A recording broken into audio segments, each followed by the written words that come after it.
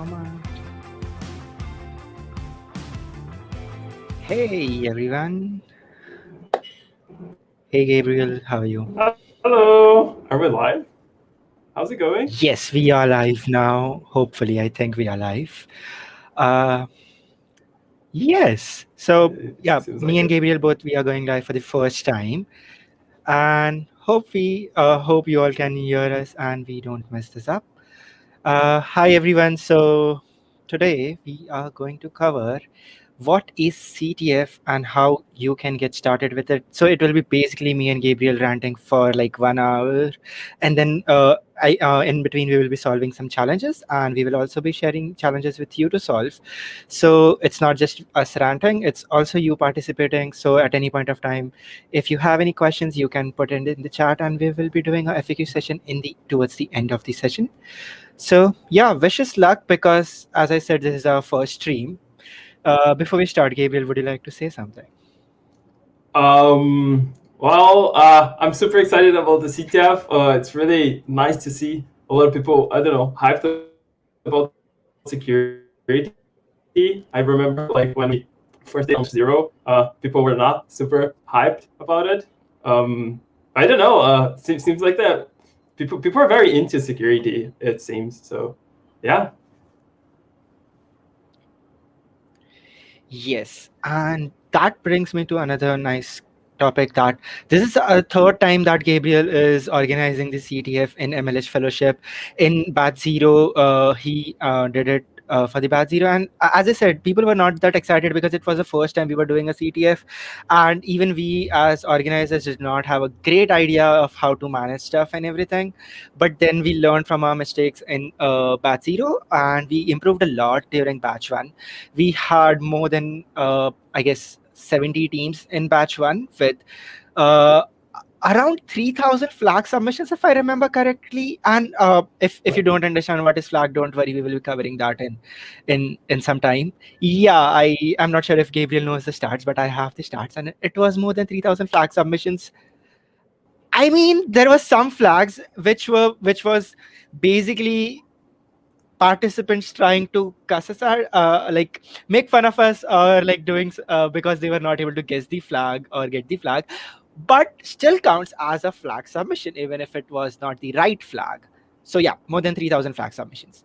um, let's actually dive right in now into the biggest question, that is, what is CTF?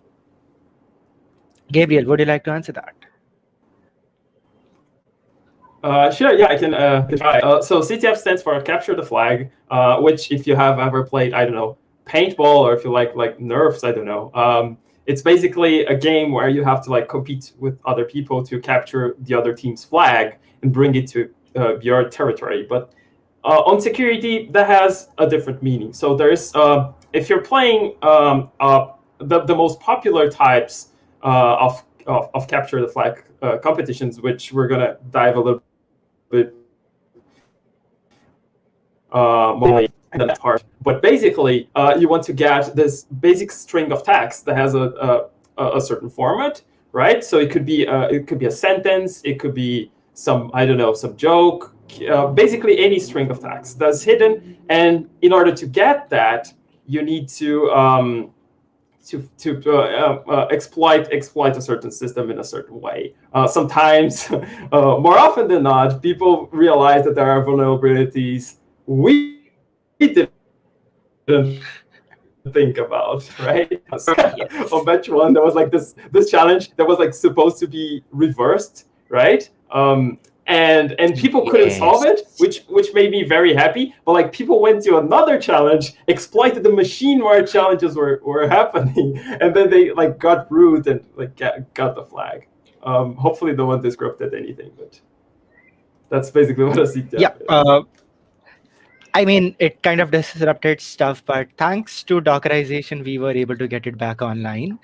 Uh, Docker helps, and but if people are really amazing, they can even install backdoors in Dockers and bypass that too. So yeah, so basically, it's small challenges that will help you learn. I don't want to say hacking, but yeah, it will help you learn hacking finally. So that's kind of the goal of CTFs, to get you into security, and to, even if you are not into security, or if you don't want to do cybersec, or if you don't like hacking. I mean, everyone likes hacking, but even if you are some kind of a person that does not like hacking, even then you will enjoy CTFs, because they will help you get better at development for sure. Like, because you are the ones writing the code that hackers exploit, and if you learn how to write good code, then they won't be able to exploit, and that makes you a good developer. So I think CTFs are one of the best ways to spend time, And and it is there are fun. some It's a things. Yeah. game. Yeah, I think we got a little bit of delay, so that's why I'm Yeah, cutting off. I'm sorry. it's fine. But yeah, that's so totally true. And like most of the mistakes you get from developers are basically that developers don't know about security, because like, to be honest, no one told them like, well, you need to know about security, even the basics. And you see like all sorts of exploits that have been like they have existed, or they have been known for so long. And like, for people in the security world, that's so common sense, Yeah, like, oh, of course you're not going to do that, but like, in security, you're going to make those mistakes. totally. And I mean, security flaws are so common. It's not just with junior developers. You see security flaws everywhere. I mean, yesterday itself we saw that a leak from Facebook with 55 million, no, I guess 550 million, I'm not sure about the number, users. The data was leaked from 2019. It was finally made public now, but it was because of a very small bug that allowed easy scraping. It was not I don't want to say this, but it was not really an actual flaw in their backend, but it was just something that allowed easy scraping. I'm not sure about the full story, so I may be wrong there. Don't quote me on that. Uh, okay, so yeah. Moving on to the next question, actually. Uh, Most people don't know this, but there are actually two types of CTFs. So let's cover a bit about that. Two types of CTFs are the Jeopardy style and the attack and defense style. Today, for the most of the part, when we are talking about CTFs, we will be talking about the Jeopardy CTFs and not about attack and defense. So we will give you a 5-minute introduction to what is attack and defense CTF, and then all of the conversation will be based on Jeopardy style CTFs only. So yeah, I'll just take this question myself and answer what is attack and defense CTF. So attack and defense CTF is like more real world scenario. You have your own server, and the opponent teams, all the teams have their own servers. They have some services hosted. It could be for example, a calculator service, a terminal based calculator wherein you give it two numbers, it will give you the addition of that number, of subtraction of that number, whatever you are trying to do, right? So that's a service. You connect it via telnet, via a netcat or something, and you provide it with numbers, and it adds and returns. This is a service hosted on their server, hosted on your server, hosted on every team's server. Now what your aim as a attacker team is, you have to gain access to their PC, to their service, and find a flag. Now, the definition of flag here is different for different CTFs. But for example, just assume that it is a random string of 26 characters, for example, and you have to find this in the service at a specific location which has been specified in advance, and you also know it because in your service you can directly see the flag. So you just have to go to the same location on their server and get the flag, and submit this flag to the host, to the organizer's dashboard, right? But now you have to do this at every tick. By every tick, I mean maybe every 3 minutes, you have to do this again and again. So you have to go inside the service, you have to get the flag and submit it to the host, to the organizer's PC. So you have to basically automate the whole thing, because you cannot be doing it manually. That just takes a lot of time, right? So yeah, you have to automate this. You have to find a exploit, and the best part is yet to come. The best part is, if the other teams find what you are exploiting, they can fix the bug. They can fix the bug live during the CTF, and you have to also do that in your own service. So if you find an exploit in someone else's PC, you first solve it on your own PC, solve it on your own server, and then you exploit their server till they solve it. So there is not just one exploit, there are multiple exploits, and same service can be exploited again and again and again. And if you are really great at using tools like Metasploit, once you have access to their service, you can maybe implement a backdoor. You can have lifetime access to it. You can also have access to other people's service that are attacking your so there's a team A, that's you, team B that you have already exploited, and all the other teams are also exploiting team B. Maybe you can have a malware on team B server, your malware, that actually exploits all the teams that are attacking them, and maybe provide them with fake flag. The possibilities are endless. In attack and defense, it's like basically hacking in a live scenario, but in a controlled environment. That's all. Yeah, and I also love attack and defense to add to CTF. that, really quickly, I just want to ask you. You used the term backdoor, and I think that's an important one. What's a backdoor?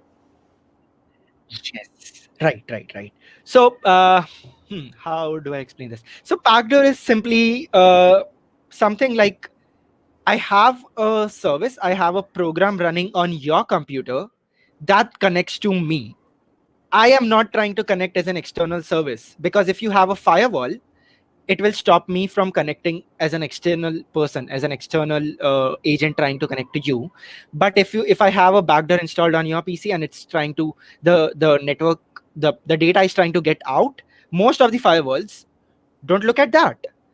They just allow them to get out, and that is the reason it just connects with me. And you cannot move. For most developers don't won't pay attention to that, because it's an outgoing service. It's probably something running on the PC, it's probably their own service, and you can actually hide your service as their service by changing the name or port or anything, right? That's like my understanding of backdoor. I'm not that great at it, so yeah, it might not be perfect. Yeah, I mean, I think that sums up pretty well. I think of it as a more general thing. It's basically anything you can do to provide easy access in the future to that sort of system, right? Because I Yeah. remember I was doing this challenge once. The description was basically, "Hey, I found this server. Here's the address, and I put a backdoor there, and you have to figure out what the backdoor is and exploit it. And it turns out it's just like a terminal script, that like a shell script, right? That you can run Yes. it, and then you just have to find it and run. So like maybe It's just a one-liner script. It's the if you want to get a backdoor, it's one-liner script. It's just a single line. You don't have to do anything. Yeah. Yeah. Exactly. So someone mentioned Gabriel, I cannot hear you. Yeah, I lost you there for a second. Someone mentioned MobiQuick in the chat, and I would actually like to point that out. I'm not sure if Gabriel is aware of this, but MobiQuick is an Indian company, and they had a massive data leak. But the hackers were good. Let me explain myself. Okay, so they first announced on Rapid Raid forums that they had discovered this huge data leak of all users, of 10 million Indian users using this MobiQuick service, and they have all their details. And by all their details, I mean KYC details, phone numbers, transactions, credit card details, debit card details, everything. And they put this up for sale for 1.5 bitcoins. But after realizing what they had in their hands, they actually ended up deleting the whole database. I am not sure if such hackers can be classified as white hat or black hat. They probably are in gray area, because they had the service running for a few days, wherein you can go and search your own phone number or anyone's phone number and actually see what all data they have on you. And they had a lot of photos of your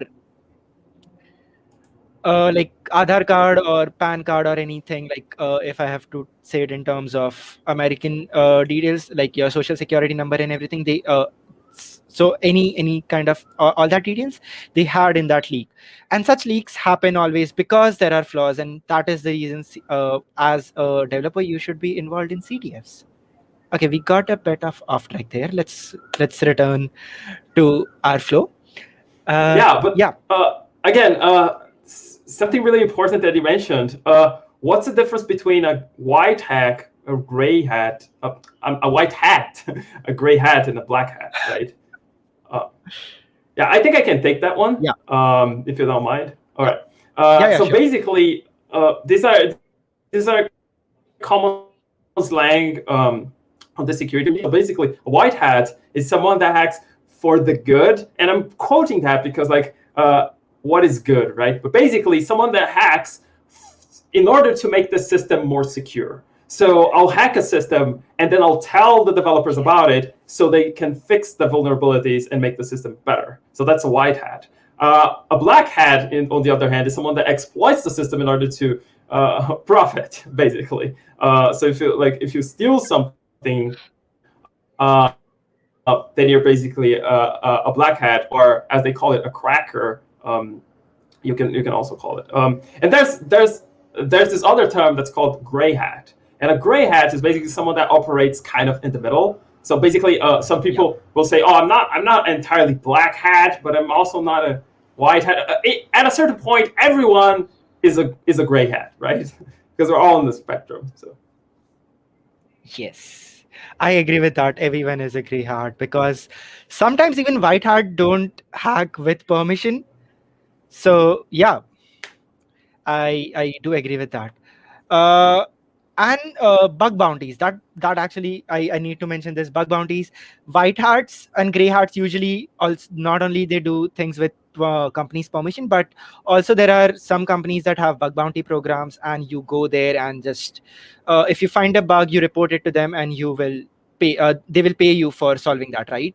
So yeah, bug bounties are a great way to get paid for hacking, but it might also land you in trouble because till I guess 3 or 4 years back, Apple did not have a bug bounty program, and they used to just sue people who found bugs in their system. Even if you are reporting it to Apple first, they will sue you, and that was bad. And that is the reason.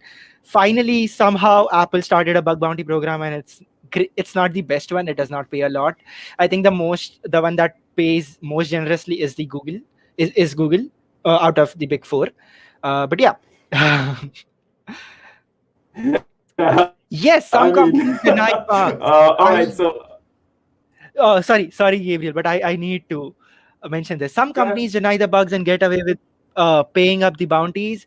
Totally, some companies don't even respond to the bugs that you have found, and I am saying this from my personal experience. I am not gonna mention the name of the company, but the bug still exists, and they never got back to me. So yeah, some companies just don't care. I have seen companies that so if they don't have a bug bounty program, for example, and if you report it to some manager may even contact you privately and ask for a proof of concept so that he can use it privately so that he can use it for his private gain, even if he's working for the same company. And when you are reporting a bug, you need to take care of all these things very much, because you can get into trouble if you are not doing a perfect job of it. Exactly, and Yeah. you absolutely need to be careful when you're like hunting for bugs. But hunting for bugs, unless there are two sides of this coin, right? So there's first, if the program, if the company doesn't have a bug bounty process, or like a paper, or like something defined that allow people to hunt for bugs in their systems, then you absolutely cannot look for bugs in their systems. It's against the law, even to look for the issue, even if you don't find Yep. it. If Yeah. you're looking for it, you're breaking the law. So even if you have bug bounty programs, you should know that most bug bounty programs, they have scopes, so you cannot do whatever the fuck you want on their systems, right? So you need to like go you need to be very careful when you're bug bounty. And there are websites that can tell you like reputation of the company. So for example, as you don't so that you don't go through something similar that I went through, right? So the Yeah. company like ghosts you or something like that. And yeah, so Okay, we need to follow the.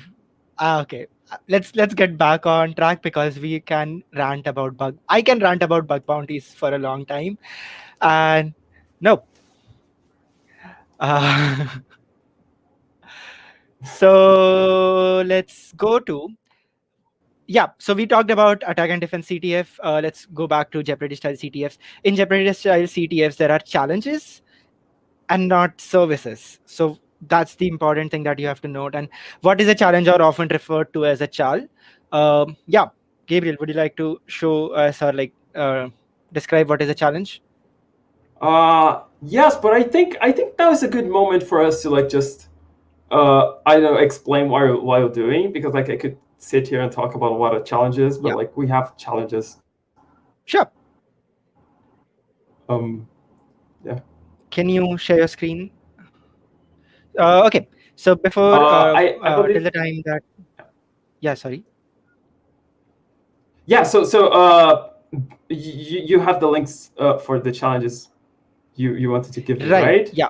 So yes. Okay. Yeah. Right. Sorry. I totally forgot about that. No So worries. instead of just us talking about challenges and doing challenges, what I came up with is that I have a few challenges that Gabriel has never seen, and he's also doing it for the first time. And we would enjoy and we would love if people in the chat, also people watching the stream, also do these challenges. These challenges are new for Gabriel, and so he will be doing it for the first time. Uh, so before going on the challenges, I would just quickly like to tell you all about different categories of challenges. So usually there are 5 to 6 categories of challenges. One is reversing, that Gabriel loves. It's basically you have been given a file and you have to find a flag inside that file, but it's a executable file. It's a .exe or a elf file or any kind of a executable file. uh, Gabriel loves it. I hate it. I mean, it's just a pain to read hex code. I mean, who loves reading hex code? Come on. Hex code or assembly level code. Why would you like to do that? Why? I don't know, but Gabriel loves it. uh, then next is spawning, or also known as spawn. What you do in that is it's similar to reversing, but the flag is not in your file. The file that has been given to you will have a fake flag, and the real flag is actually hosted on a server. So you develop the exploit when you have, in for the file you have, and then you try that exploit on the server.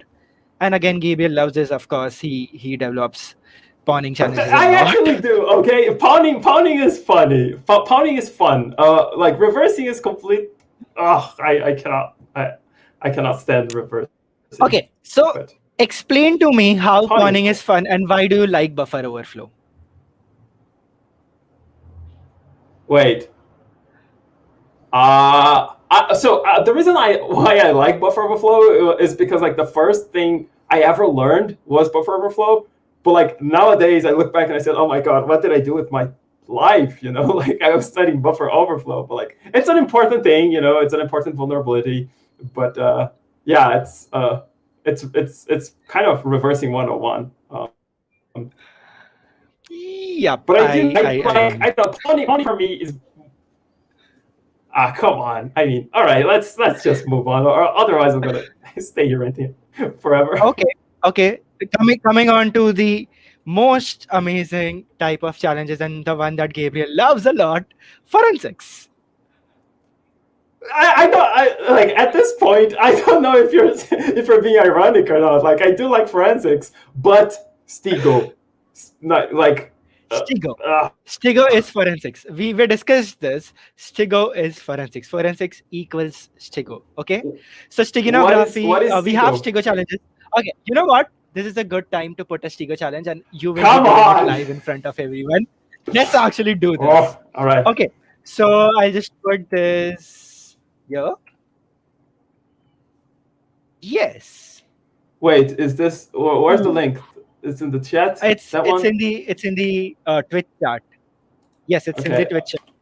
So So yeah, please don't people go that and see love the write up. CTFs. I should have uploaded to this to some Yeah, other or service. I I pasted a GitHub link, and now people can see the write-up. Please don't see the write-up. Just try this on your own. It's a MP3 file that you can download and listen to, and it's a challenge. And the clue is that it's a forensic challenge. And since the challenge also has, okay, I'll just, yeah, Gabriel, if you can download the file and share your screen and Sure. actually try solving the challenge while I talk about it. So yeah, the challenge that I have given you is the Bruno Mars one. Okay, where is it? Why cannot I find it? Should I start sharing right now? Yeah. Just share the screen and I'll put it on the stream. Okay. Okay, yeah. And while you are all solving it, you can even help Gabriel by putting hints in the chat, and maybe he will try that out. So yeah, he has Gabriel, I think you need to zoom a bit. Yep. I think that's big a enough. bit more, right? Yeah, a bit. I think a bit more should be fine. Yes, totally perfect. Oh my god. Okay. It's so big on my screen. All right. So let me go. Let me make a new. Oh yeah. Actually, we can go a bit. Actually, we can go a bit smaller. This is okay. very big on my I really don't know how to go smaller. Like how do you even? I know, right? I always do it using like going into view and doing it manually. Okay. There's an option there. Normal size. Okay. 3. Yes, that should be enough. That's enough. Yeah. Someone says that Control Shift minus works, and someone says that Control minus works. I have no idea which one of them works. So okay, the challenge name is Can You See Me? The challenge name is Can You See Me? And you have a MP3 file, and the description is okay. There is no description. Weird. I have no idea why this challenge does not have a description. Usually challenge has descriptions, and you have to really pay attention to the challenge name and description most of the times, because yeah, they are hints. They are not just there for fun. They are the biggest hints you will get in while solving challenges. Okay, so yeah, we have a MP3 file. Gabriel, what would you do first? Sure. So again, taking the hook of hints. The first hint that I have, which is not the challenge description nor its title, it's something that you said. We were talking about Stego, and you give me an MP3 file, and Stego usually involves images, and the title is "Can You See Me?" So basically, I'm thinking maybe there's an image hidden in this MP3 file. So how can I assess this? And again, guys, I'm not super experienced in CTFs. Okay, I'm like somewhat experienced, so like I may dabble a little bit. So the first thing I'm going to try is a file command, and a file command is going to tell me what type of file is it. So because like just because it's MP3 doesn't mean it's an MP3. It has blah blah blah blah blah blah audio file with IDG version blah, blah, blah contains MPEG. Is it MPEG an image or something? I don't know. Okay. MPEG is MP4. MPEG is MP3. MP3. Okay, so, thanks. Yeah. Yeah. So okay, nothing super interesting there. What else can I do? Well, I can do strings, a file as a text file and print out everything that it finds. Haha. Okay. Oh yeah, strings. It's really important because I have solved many reversing challenges using strings. The basic ones, they just have the answer right there. And strings is basically opening a file in a text editor, but only seeing the things that you can actually read as a human. Exactly. Exactly. So let me let's see if there's something. I don't remember how you tell it. Well, there's something you can do with grep. Well, just like manually. Yeah. So the format of the CTF that you are solving, all the flags, if I remember, are in this format. CTF with curly braces and something. So yeah, we totally forgot to say what flag is. So I just posted a flag in the Twitch chat, in the chat, wherever you are joining from. So yeah, this is the flag format for the CTF that we are currently solving. For MLH CTF, we will have it MLH and curly braces and anything inside that. So this is the string that you are looking for. So now when Gabriel did strings, we can just type strings and pipe it to grep and have it look for CTF. Let's see. Grab CTF. Nope. Nothing. Nope. Let's try curly brackets maybe. Oh, all right. You will get a lot of curly brackets, man.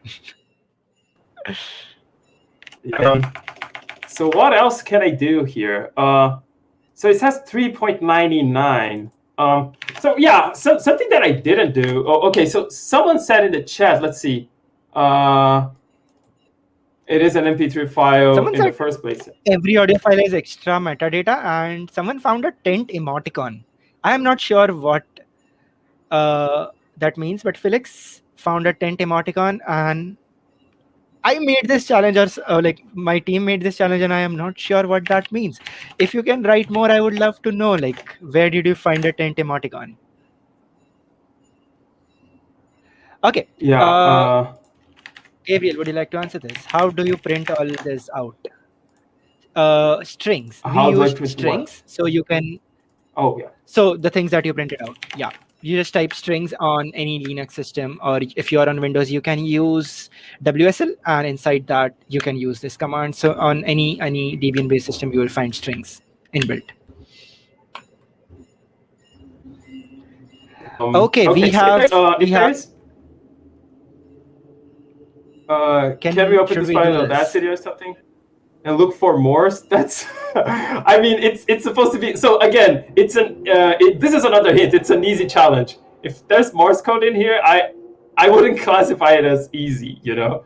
But I'm more inclined to the metadata thing. But I don't know how to inspect MP3 files for metadata on Linux. So I'm kind of. Or Karan, if you have a magic tool that can have yeah, exif. You can use exif, exif. Okay, ex, like this. Oh, exif. Yeah, exif. Yeah, and oh, you don't have exif installed. I think it's sudo.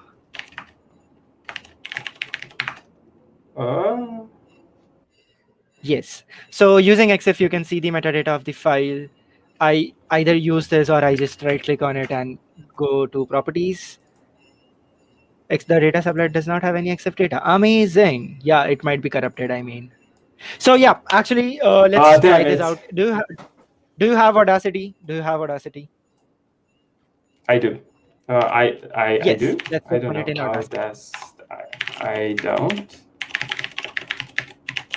So Audacity is a great software which you can use for editing audios and also for seeing the waveform of audios. And since it is an audio file in CTF, if you go to CTF 101, you will find that it's great, firstly, to listen to audios. When you have audio files, of course, it will give you a hint. And second is to see the waveforms, because there are like 3 or 4 different ways to hide files inside audios. You can enclose files, you can hide it in the waveform, you can have Morse code, as someone suggested. Stupid 2G codes suggested that. No, study to, I don't know how to pronounce that, sorry. Why not try to open it in some other format? To answer your question, Rohan, since we already saw the file command showed us that it's a MP3 file, we actually verified that using the magic header of the file, that it is actually a MP3 file. And also someone in the chat actually verified that the song plays and you can actually listen to the song. So it's an actual song. So it's an MP3 file. So you don't really need to open it. But you can actually do bin walk and see if there is any other file hidden inside it. Oh, studi2. Okay. Thank you for that. So all right, can you put my screen there back again, please? I totally forgot. Okay, so what am I? So again, I am totally lost here. I don't know how to use Audacity. So as I told you guys, I'm not a great CTF solver. Let's see, what can we view? Track size, skip to, Toolbars. Help me out, folks. What am I looking for here? Okay, Felix says check So this is between something. 21 to 27 seconds. There's a glitch. Okay. How do I? Uh, Where's the seconds just here? scroll and it will just Okay. zoom. Sorry. Control and scroll. Yeah. Okay. So these are the seconds here, like Yes. on top. Okay. So I need to go. How do I go to the right? Oh my God, this is There's so a scroll hard. bar. There's a scroll bar. At the bottom, there's a scroll bar. Oh, yeah. It is. So 21 to 10. Do you hear it? I mean, we cannot hear the audio, but everyone but who has access to the file, you can. It's amazing, right? It's weird. Yeah. So I'm just gonna jump in and help you out a bit. If you click on left side, there's written Mark Ronso on your screen. If you click on that, you can change the view that you are looking just above the. Yeah, there. Yes, I think you That's what I can want. change the view a bit. What do you mean change that? Oh my God! Yay! That is so cool. The format was this. That Okay, is- it was not CTF, it was flag. Yes. Oh, that is so cool! Oh my God! When would I? Oh my God! Okay. Okay. So here this we is the have the flag. answer to this challenge. Yes, this is the flag. It says visualize the audio. You have to literally visualize it and you will find the audio. It was there in the audio. We cannot hear this is it, super cool. but we can see it in this view. I forgot what this view is actually known as. Oh, it's a spectrogram. Oh, right, it's a spectrogram. Yeah. So. Oh, you cannot see it. Oh, you cannot see the. Yeah. We can. We cannot see that, but we can. Yeah. Yeah, the drop down thing. Okay. So this is the reason I love forensics, because when you solve it, it's amazing. It's literally amazing. Man, it involves no. Okay. I'll not rant about this. Yes. Okay, then let's move on to the next challenge for the day. But before moving on, I just would like to rant what about crypto? Again, not my strong suit, because I am not that great at mathematics. And when you are solving cryptos, you need to have an amazing knowledge of prime numbers. I don't know why. I mean, I know why prime numbers, but if you know prime numbers, for the most part, most of these crypto challenges becomes easy if you know the prime properties, XOR properties, and basic maths concept, because all the cryptological algorithms are based on mathematics, right? It's maths. Yeah. So yeah, exactly. Knowing maths makes crypto easy, but also knowing a bit of history makes crypto easy, because Vernier cipher, the rotation cipher, all of them were developed.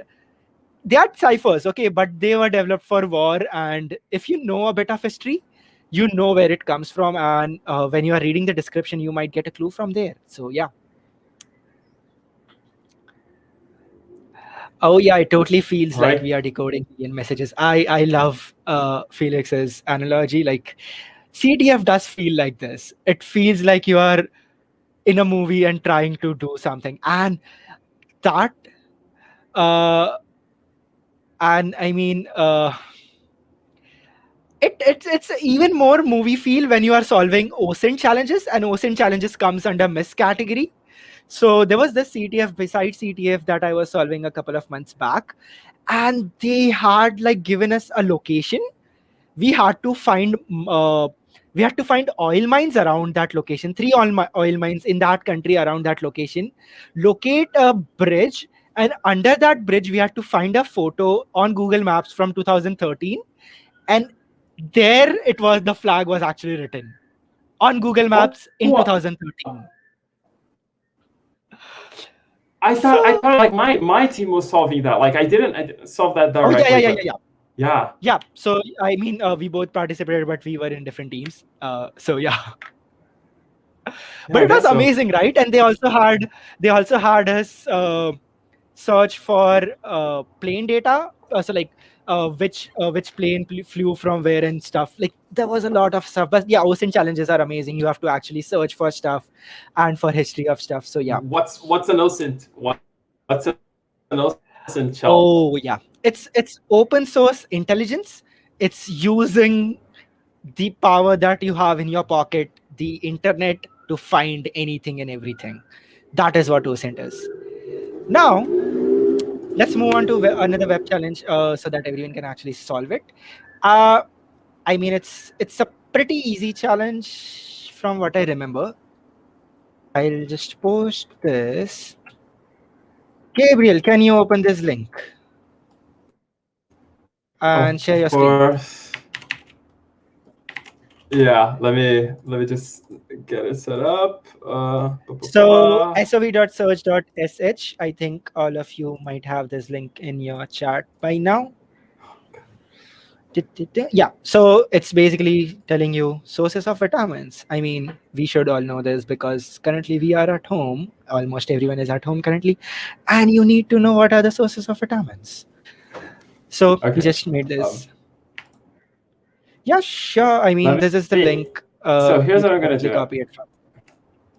Yeah, go on. I'm gonna check some of them and see if I have like, I don't know, maybe they seem to be actual links. So what are you doing? Just run us through. What are you doing? Sure. So basically, what I did was there are some links here, right? And I just start checking them, right? I don't know. Maybe there's something, because like if this is if I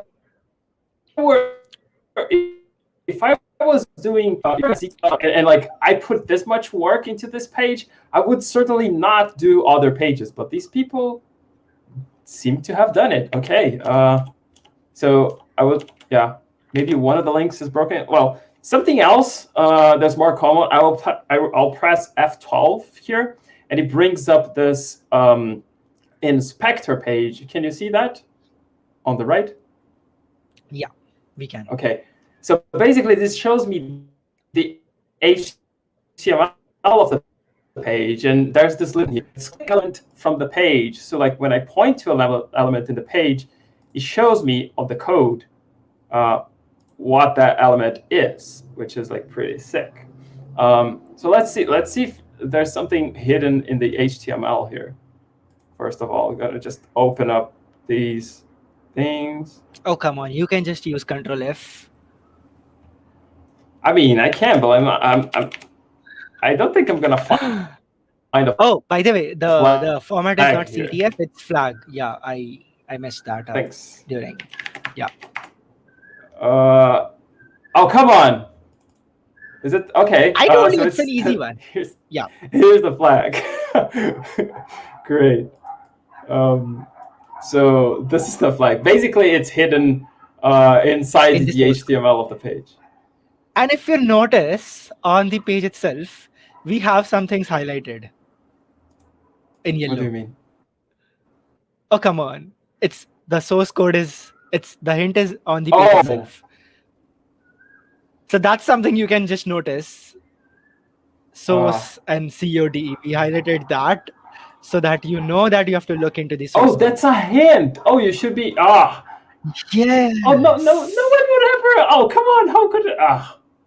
Nah. Oh, people did notice it.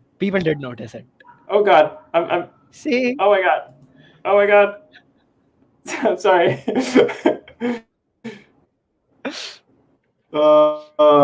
Okay. Source code is highlighted. Yeah. I didn't get that that tip. So that was an easy one. Throw me a harder one. Come on. Oh, you want a harder one? Sure. Yeah, I mean we have time. It's not that hard, but it's not easy either. I think. I don't remember, but let's see. So these challenges were made like 2 years back, so I am not really sure which ones are hard and which ones are easy. Oh, this one. Okay. This one actually I tried, like I spent like 2 minutes looking at it. So basically I'm gonna open my inspector again. But okay, so it asks me for the password, right? This is just a thing I have. Okay. So basically, how can I? So let's take a zoom a look bit. at the HTML. Sorry, if you can Sure. zoom a bit. Is this zoom? I No, it don't think doesn't. so. Just Control plus zooms, I think. Yeah. Yes. Is it better? Is it better? Yeah, it's better. It's perfect. Cool. Can Okay. we do So SQL injection? Someone's asking, can we do SQL injection? Well, we can try, right? I don't even. Oh, it's been so long. How do you even? I mean, but here's the thing. Here's the thing. The first thing I'm looking at is my inspector here, and what do I see? I see a script tag, which is some sort of right. A bunch of gibberish, right? Now I know from previous experience that this is obfuscated code, right? And obfuscation just means make the code look ugly so that people cannot read it. But like the code is still there, and we can still understand it if we're really eager to do so. Or we can be smarty pants and we can look for a beautifier. A beautifier. Basically, it's something that's going to like change all these hex things into ASCII, so that we can actually read the variables. So let me zoom in again. I think that's good enough. So I'm just going to paste that same code here. Am I being clear enough? I don't. Yeah. Sure. But before we do that, can you try admin as username and password? Someone did that, Sure. and they got a GIF.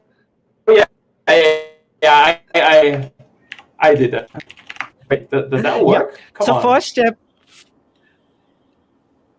First step of solving any challenge is exploration. Like try out this basic username and passwords so that you actually explore and you know what you are trying to do, and then you will look into the source code to find the thing that you want. Yeah, I'm sorry. It's just that I had tried that before. Okay. So Yeah, totally. Yeah. I'm gonna need it's called no access. So this is actually important because like, okay, so this basically means maybe there is an access page. I don't know. Nope, not really. Okay, let's go back to our beautifier thing. Let's beautify this code. And okay, there's quite a few things here. So there's a function called ord, care, verify, and then well, this looks interesting. This one's called verify. So okay, so you get that's the username from the document, the password. So both the username and the password that you type in, and it says if admin. So if this variable, which is the username, is admin, then you do a lot of things. If not, you go to no access. So we know that the username, which is put in this variable, yeah. What? Hello? Nope. Okay. Continue. Can you hear me? Yes. Okay. Because I cannot see you, so I don't know what's kind of. So basically, the username is admin, and then it's gonna check to see if it's gonna get the length of the password, and it's gonna put here, and it's getting weird. So I'm just gonna rename these variables. Actually, so this one's password. This one's password. And again, this is just a variable name. So I'm just changing it to make it easier to len. And then, okay, so this is password again. I just remember the hex code. I'm just renaming variables at this point. So this one's another one. This one's another one. But if it ends on 06 is the password. So here's the password. So we have Shekhar in the chat that noticed that there is a flag.html. So let's try opening /flag.html. Sure. I think what happens? Want to know where the flag is? Sure. Let's click. Did you try submitting the password? So it's basically screwing around with us, right? there's nothing here. It's just an image. And yeah, let's try and inspect But this one. it's a nice notice that you notice that there's a flag.html.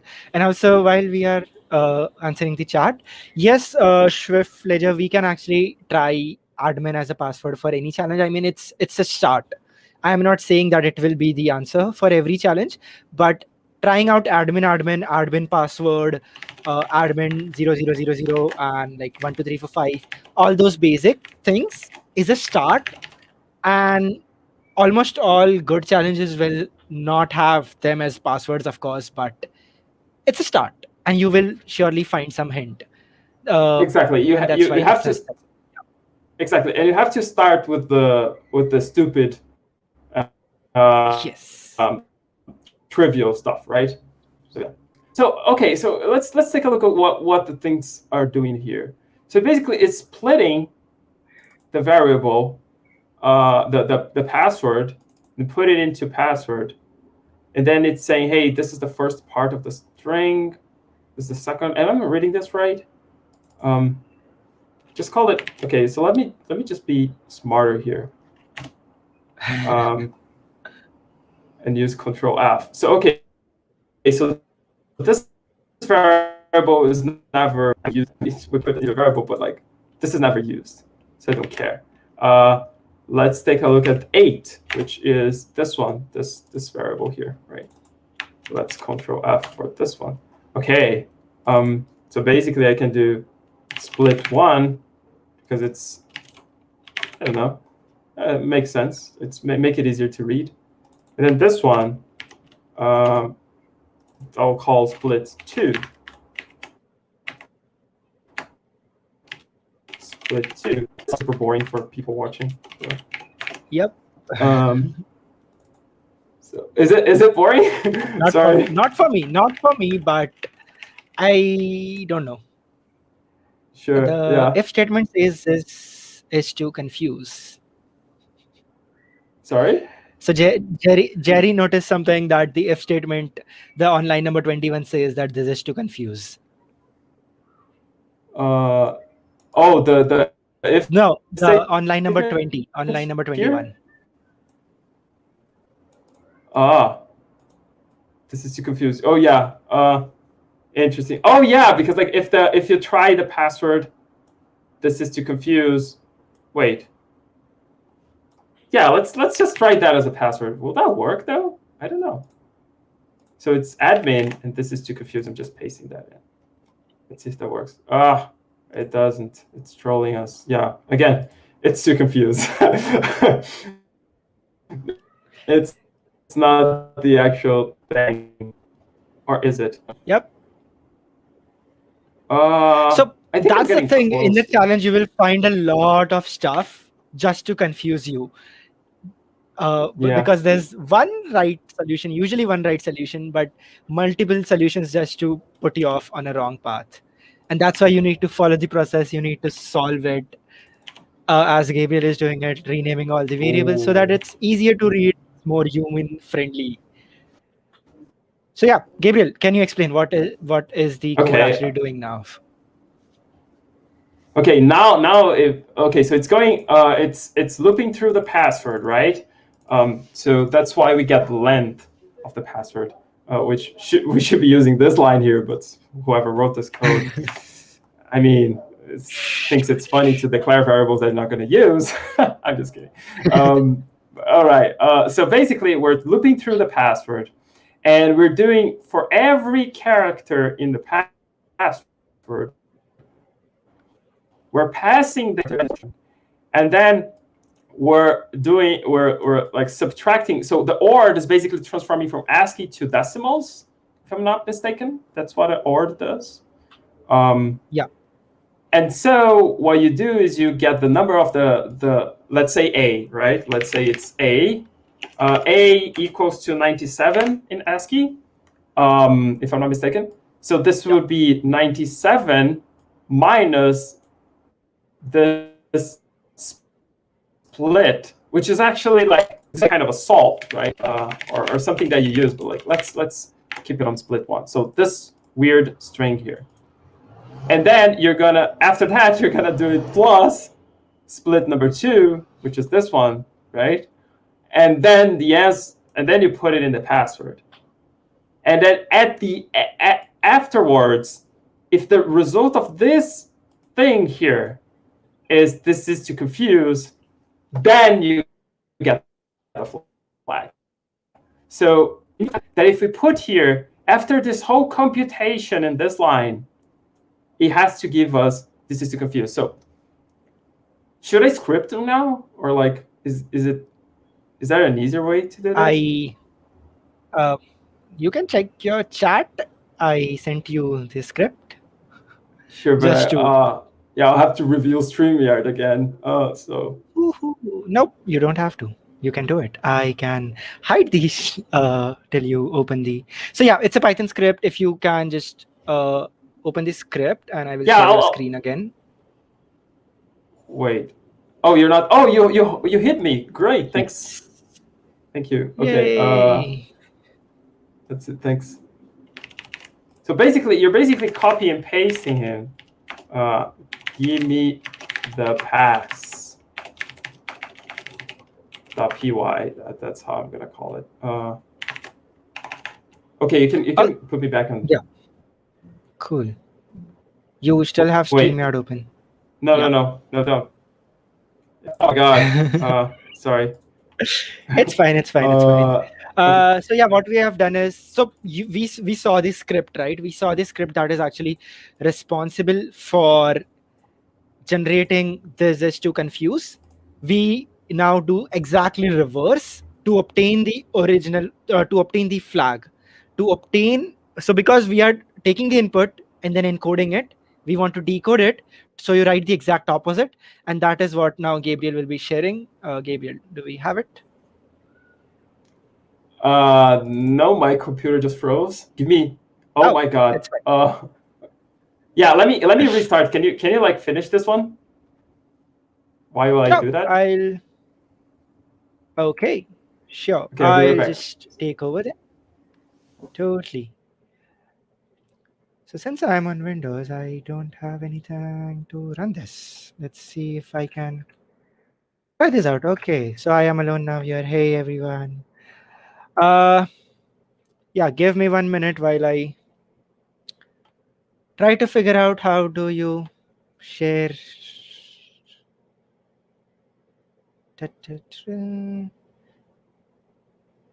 Okay. So yeah.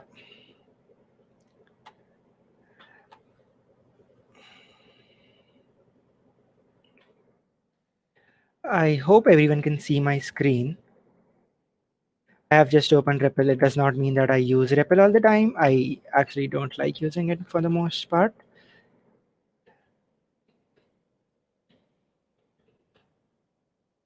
Okay, so let me explain you the code. So this is the string, two split strings that Gabriel had found in the source code, first and second. And this is the actual password that we were comparing in the if statement. Now, but the password that we want, the flag that we want, is what we are trying to generate. And there, what it was doing is it was adding this and subtracting this. We actually we did exactly the opposite. We are now adding this and subtracting this. And if we just run this simply, if we just run this code, we should have the output. Oh, I never printed the password. Of course I didn't. And okay, why am I not able to type? Okay. Yeah.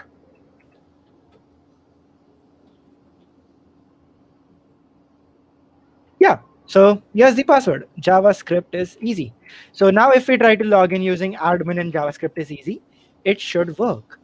Let's actually try it out.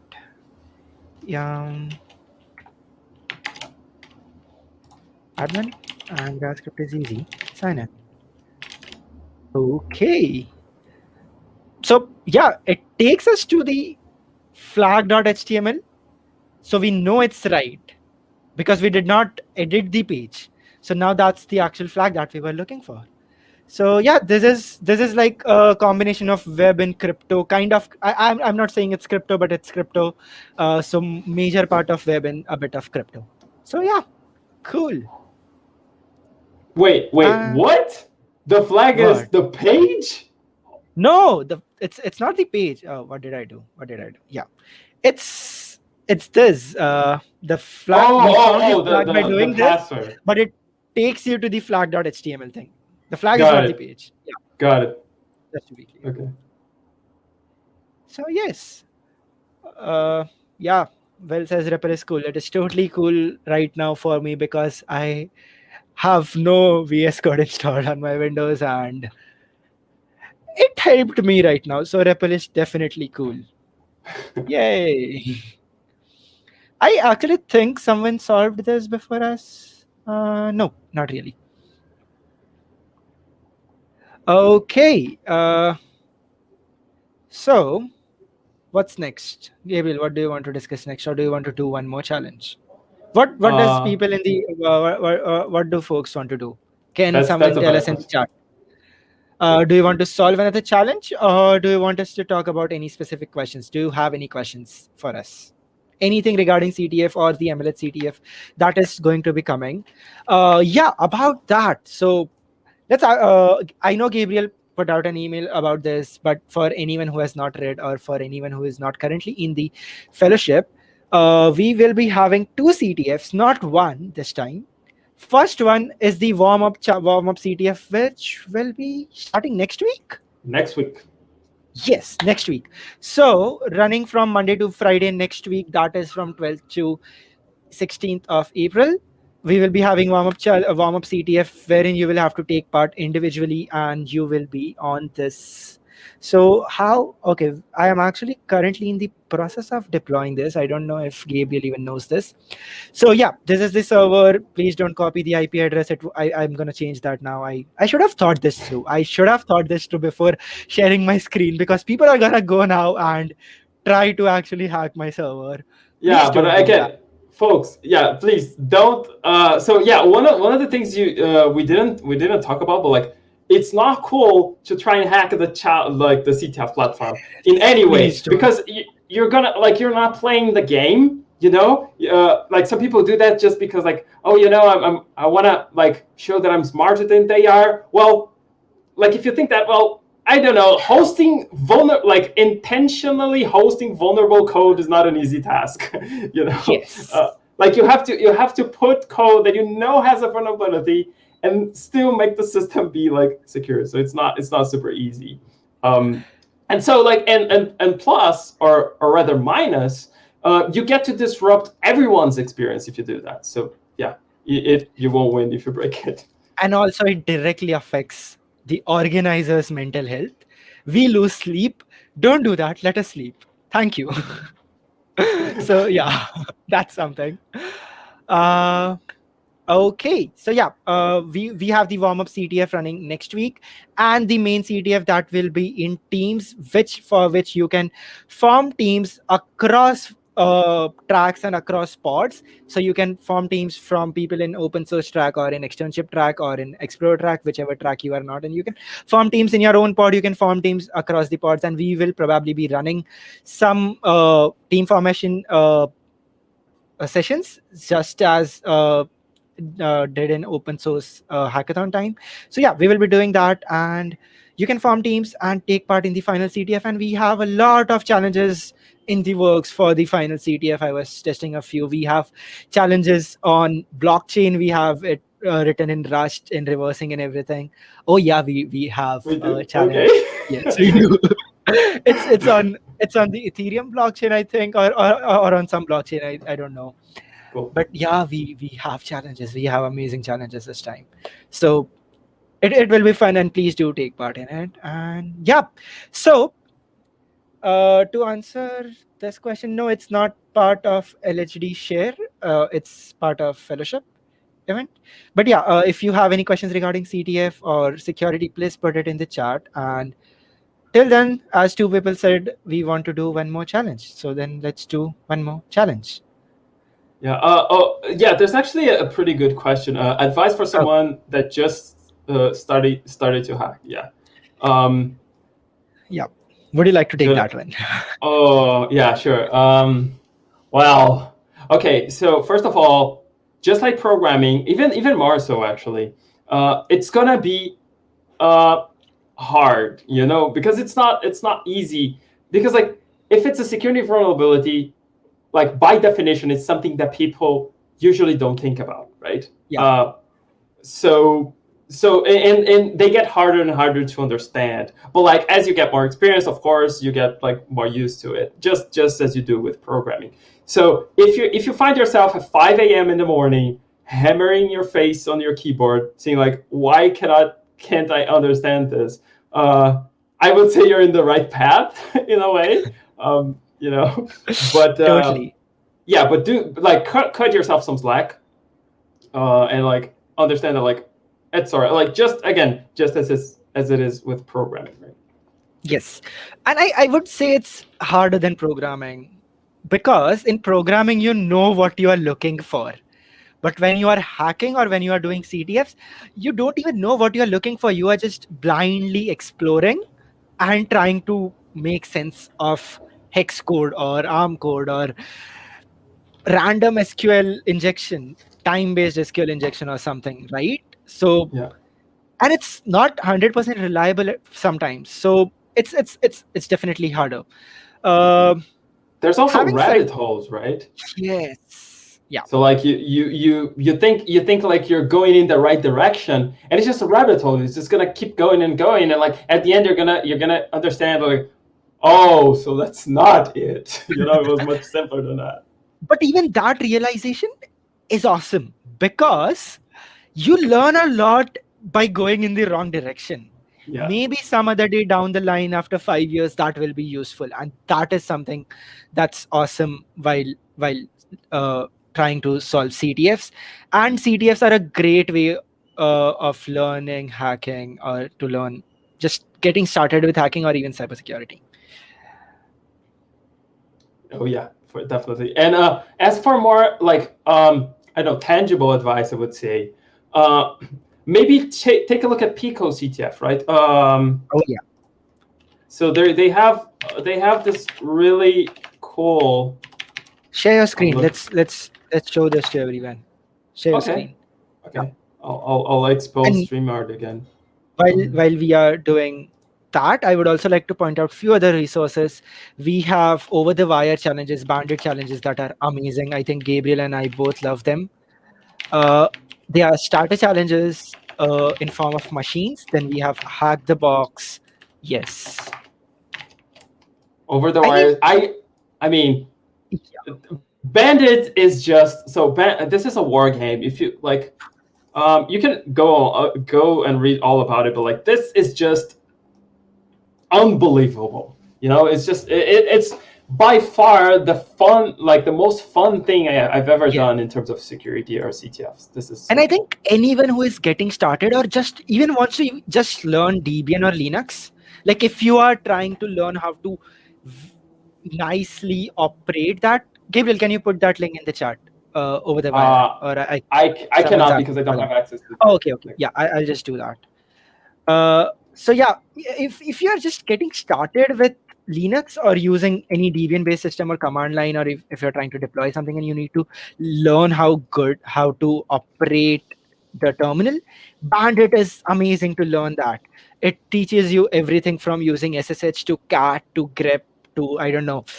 There's a Yeah, lot of things in there, yeah. but simple And they things. and the thing is, you don't have to know any like specific vulnerability to solve the challenges. They are all Yes. done. Like if you know Linux, chances are you can solve it. And if you're not Even if you able don't to, know it, then they have yeah. some helper guides. Oh yeah, for sure, for sure. There are 34 levels. So like each level is like you're SSHing to a machine and you just do stuff. It's just so freaking It's cool. awesome. Just try out Bandit, and you will surely fall in love with CTFs and cybersecurity for sure. Yeah. It's that awesome. Yeah.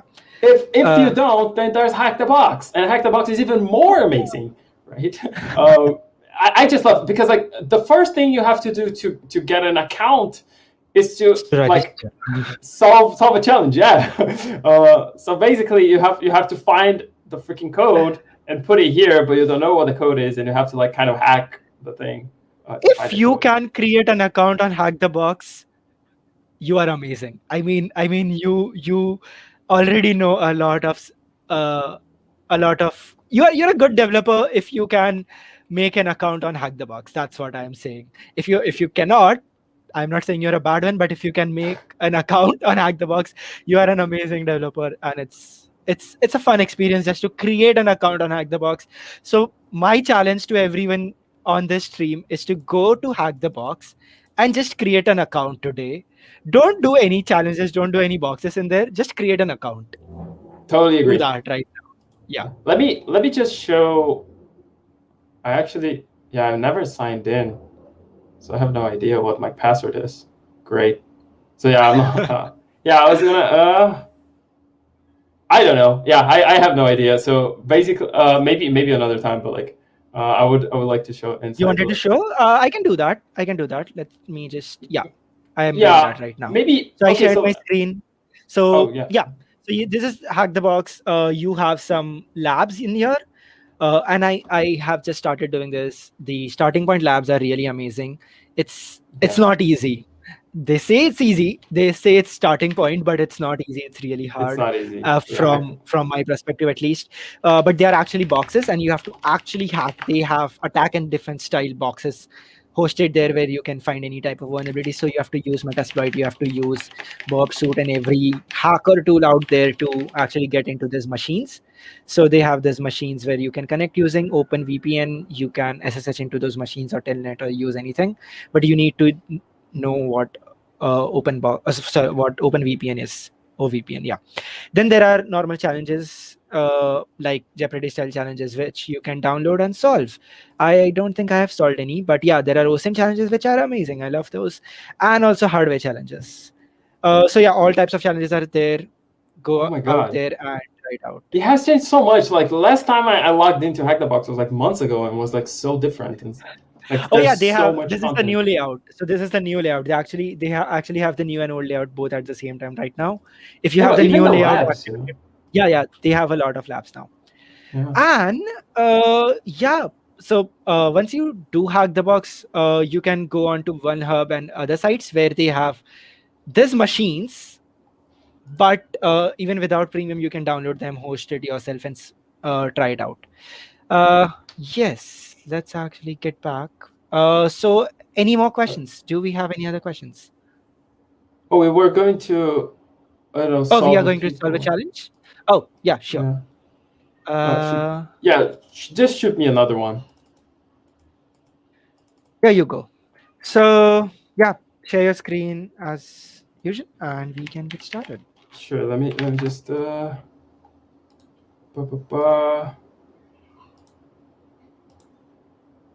there we go. So many clicks. Can you all see my screen? Just a second. Yeah. Now they can. Actually, I need to share more than what I did because I'm gonna download this, right? Yeah, just share your whole screen then, I think. Sure. I have to stop it. Oh, this is so annoying, actually. Okay.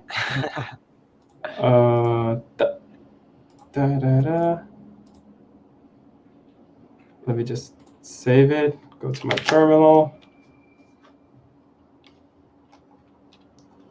Great. Okay, we did. Zoom. Yeah. So everyone on the stream, you all can also solve the challenge.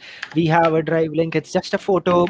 I can assure you that we are not trying to hack into your PC, so don't worry, you can download it. And I can assure you that it does not contain any malware, or we are not trying to access your PC. If you thought that as a possibility, if not, just download it, just see what it is. Yes, that's reassuring, I know.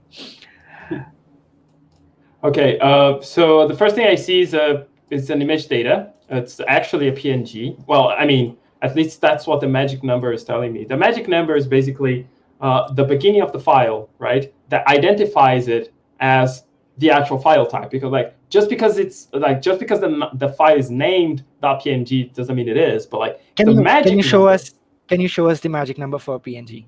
I don't know how to do that on the terminal. Just do hex dump. Hex term. Hex dump Do I have Sorry, hex dump. Dump. And the Phone. file. Great. Yes. And So the it's- first 8 bytes of it. Yeah, we should have done ahead of hex dump.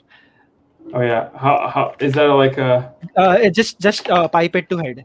Just pipe it. Got it. Yeah. Great. Yeah. So the first 8 bytes, 5086474E. If you copy that and if we compare it with the magic bytes that are, I mean, listed on Wikipedia somewhere or any website, we can check it ourselves. And this is how the file command actually works. It checks the magic byte of any file to tell you what this file is. If we change that magic byte, even your file command will say that it is some other byte. Okay. So yeah. Do we have a list magic? Magic byte for I think file. it's magic number. Chemistry, physics, programming. Is it magic number? Yeah, it's a magic number. Yeah. PNG begin with an 8 byte. Let me zoom in a little bit. PNG begin with an 8 byte signature. 89504E47. And so that is how we know that this is actually. So yeah, whenever you are reading hex, you read the second byte first and the first byte. So it is. So when it is written 8950, it is 5089. That's the reason it's twisted. Oh yeah. So yeah, this because is the of reason I engine. don't like reading hex. It's so confusing. You have to remember so many things. Yeah, sure. But then you have to do it. You don't have the option. Okay, let's.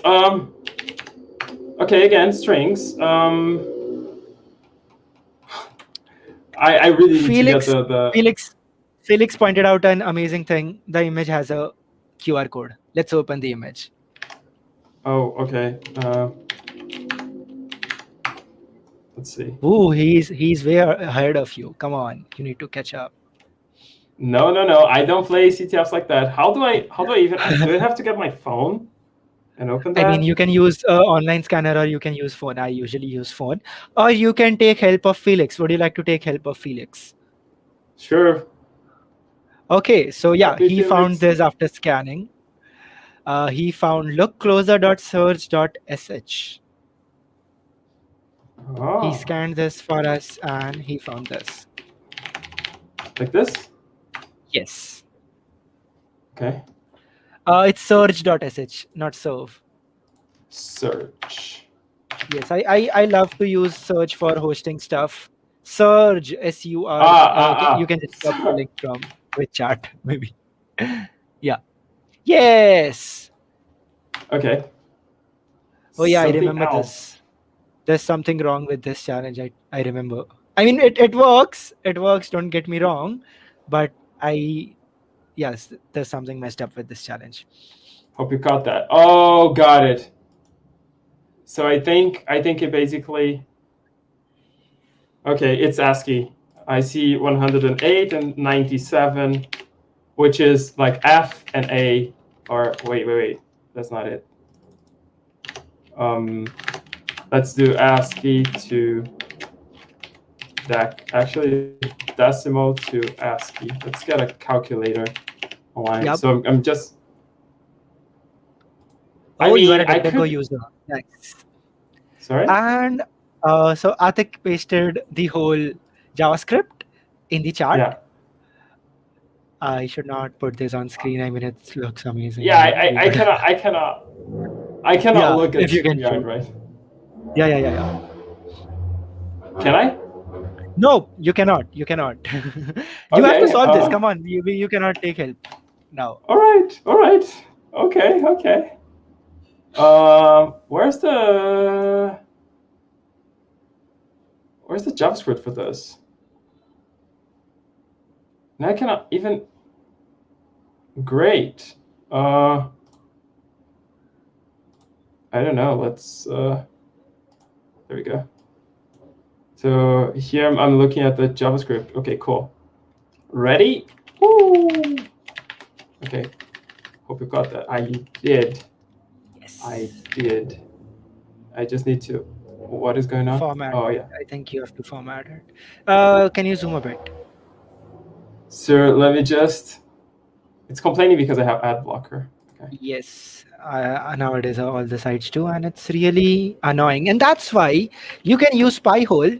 It blocks your ad on Yeah, DNS level. yeah. I, I I do I'm that. trying. I'm Yeah. trying. Wait. So anyone who is thinking what Pi-hole is, it's just DNS level ad blocker so that the websites cannot detect that you are using an ad blocker, and even then you will be blocking ads. It's just amazing. Go search about it. Pi-hole. Why does it work? Oh, this is so annoying. Maybe disable my ad block for nothing. That's what you get for not using Google. Okay, Google, I concede. Okay, rapid tables. That should be enough. Yeah, Rapidable works. There's actually I want decimal. So can I do? Yay, you can. So as I There said, we go. yeah, Yeah. as I said, it was messed up. We don't have the first character there. That's the mistake of the person who made the CTF. Okay. Yeah. That's the flag. The closer you Yay. look, the less you see. Actually, that's a Yeah. very famous sentence, right? If I'm Yes, not it mistaken. is. It is. It is.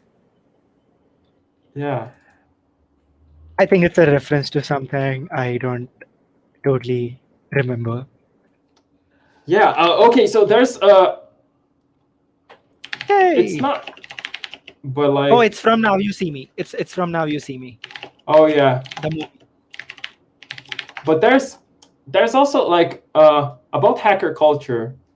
Um, there's this thing that's pretty famous, and I don't know if you're a hacker, you have to know about Frack magazine and the mentor, which is like this dude or a person, which basically wrote the Hackers Manifesto, which is basically like I don't know, a cool little text here. I don't entirely, like, personally, I don't entirely agree Okay, with what they Gabriel, say here. can you just give us a walkthrough of what we actually did in the challenge? Uh, Sure. yeah. Ah, great. So basically, I was very smart, and I realized there was a QR code here, right? I'm just kidding. Thanks, Felix. Is it? Yeah, I Felix. don't. Okay. Thanks, Felix, for that. And so Felix figured out that this is a QR code, and then he actually scanned it, and we found a link to a page, which is this one. Look closer. And then in this page, you have like this weird thing that keeps changing, right? And then I pressed F12 to inspect the page, and I went to the JavaScript code. And then here you see there's the whole list of numbers that it shows. So I just copied that, and I realized that this is actually, so this is pretty close to what the letters are in ASCII, because if you open up an ASCII table, which, oh my God, I have nothing installed. I just format this computer, so sorry. Oh, you Come can on. install ASCII table. I had no idea about this. This is new Yeah, for there's me. this little, yeah. Oh, this is so nice. Yeah, and you can even like do ASCII for A, and it's gonna give everything, Pretty cool. Amazing. Yeah. So basically, the letters begin, the lowercase letters begin at 97, right? And they end at 122. So basically, what I saw was, well, these were all between, or almost between this range. So it must be ASCII, right? So I just converted it. I went to this website that converts it. I pasted all the numbers here, and then it gave me the flag. And there's also Frack magazine. It's really important. Yeah. Frack magazine. All right. Yay. So we just have a couple of minutes before we need to end the stream. So last any last minute questions, anything that anyone wants to ask, any questions regarding the CTF, the MLH CTF, or in general cybersecurity, you all can put your questions in the chat. And thank you everyone for joining in. Before logging out, I would also like to mention that we will be doing either a couple of more live streams or Zoom meetings, and in that we will be diving deep into some specific topics. And it will be more of a conversation than this was. We will be solving more challenges. We will be going through very specific topics. Like, for example, I think Gabriel wanted to do something related to buffer overflow because he loves that, and I am surely going to attend that because I have no idea about buffer overflows. Yep, yeah, that's it. And we're gonna have like over the next couple of weeks team formations for the CTF because again, something that we didn't explicitly say, but CTFs are usually done in groups, right? And so the CTF, the fellowship one, is gonna be done in groups of 4, except from the warm up part. The warm up part is gonna be individual, but you can start like forming your teams for the official CTF once you're I don't know right now. And we didn't want you to like be stuck inside your pods because like you already spent a lot of time with those people. So maybe this is a good opportunity for you to I don't know meet other fellows. Yes. Okay. Cool. So I think, yeah, if anyone has any questions, we will be hanging out for a couple of minutes to answer any questions that you have. If you can think of any questions later on, you can always reach out to us via Discord or mail. You can contact us via Discord. Yeah. Will there be discussion where I can look for teammates? Yeah, we're going to create the CTF channel on Discord for everyone, and so like the hype can begin. Like last batch was like crazy the amount of people that were there. Right? So the link for registering for remaining CTF sessions will be up soon. I am still working on getting all the challenges and the server up and ready. So it should be done in a day or two, and we will post that in the fellowship server. We will probably have a challenge for that. Yes, and there will be a fellow event calendar. There will, yeah. It will all be there in the server and in the fellowship event calendar, so you can register for the CTFs. Don't worry about that. If we'll have a blockchain challenge. Oh yeah, we talked about that. I don't. No, he is the one who has created that challenge. Come on. Yeah. He's in the organizing team, and he's just trying to boast that he created this challenge. Nothing else. Just ignore him. Okay. Yeah. All right. Any other questions? Maybe we will have a CTF challenge like last time to find address of someone. So yeah, will this session be recorded? Is this session recorded? I have no idea. I have no idea. I'm streaming for the first time and I have no idea.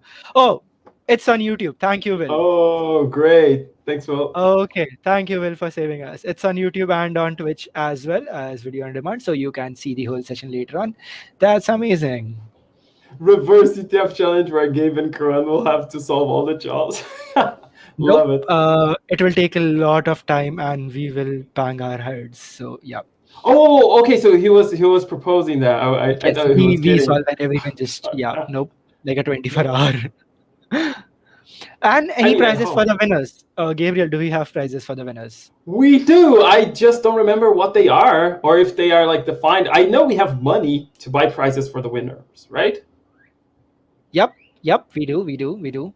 And yes, I think we were thinking about giving Hack the Box Premium if people are into that. Yeah. I mean, I love Hack the Box. And you are not getting anything, Chaos. Ankit, you are not getting anything. That was such a... you are in the organizing team. You are not even going to be able to participate. Yeah. Your payment is like the appreciation of the fellows. You know? Yes. Everyone, please clap for Ankit for making the blockchain challenge. Every The class is like registration link will 1 cent. be up soon in the hashtag links channel on Discord as soon as we get the server up and running, which will take a couple of days. So yeah, just hang on for that. Yeah. But by the end of the week, you're gonna have, because like next week is Yeah, the warm up yeah, is beginning. So yes. I just need to sit down and host it. Just wait right, for it. Yeah. you're gonna have like registering is like, it's super Yeah, easy. it'll just take a couple of minutes. I mean, I just need to decide what all data do I need to collect this time. That's all. Yeah, for sure. And also, if you're wondering, like, oh my god, I always want, like, I'm so jealous because I don't get to play the CTF, because I always wanted to have to go hack the box premium. And, like, I remember a time where like me and 5 other people, right, like we shared one account. It was like such a pain because, like, you know, Yes. we, yeah, but so yeah, And if anyone that's cool. has any amazing stories that they hacked into something or anything, you can always share that with us in upcoming sessions, because upcoming sessions will probably be on Zoom, or even if it's on Twitch, we can have you live with us and you can share your stories with us. We would love to hear your experience in CTFs and cybersecurity. Except you did something wrong, then don't share it. Yes. Possible No. deniability. Yeah. You You know, should you should. always have that. Yeah. I should always have that, right? Same. Yeah. I agree with that because it's live. It will be there on Yeah. internet, and you should not do that. Yeah. Yeah. So that's Unless there. it's like, I don't know, like I hacked into my grandpa's computer. Like, he doesn't care. So that's Yeah. okay. Yeah. I agree with that. Okay then. I think how will we form teams on the dashboard? Can I show this? No, I cannot. Yeah, the There's current actually a server. demo. Oh yeah, we can show that, right? Let me just There's a open that tab. CTFD demo. Like, I had uh, it open. Oh yeah, it's I like have it that. open. Yeah. I'll just share my screen. Yeah. So here it is. When you are forming teams, you can actually just go to register. You can have your Doesn't need to be an actual email, I guess. Okay. oh, but I mean it should Yes, be an yeah, actual you have to remember password. it. Yeah, I actually typed a random thing, but yeah. So yeah, you can then create a team or join a team, whatever it is. If you join a team, you will have a team name and team password. If you are creating a team, you can just go to create team and create a team name and password. Test team, test and test.